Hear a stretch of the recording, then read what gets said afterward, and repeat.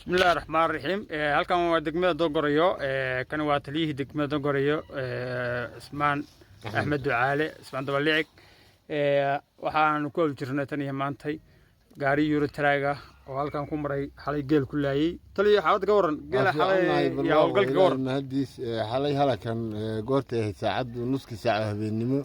gaari Euro Traga oo u socda meesha liya gaalkacay oo ka yimi Boosaaso ayaa wuxuu ku maray labada rati nuski saac xalay isageena ilaahay wax ma gaarsiin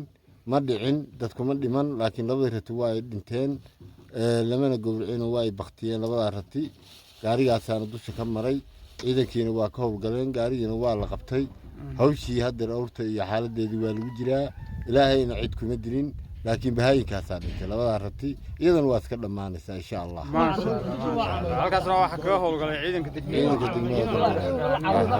iyo hawshooda hadda hawshii baan ku jirnaa dadkii halkii lahaa awrta lahaa iyo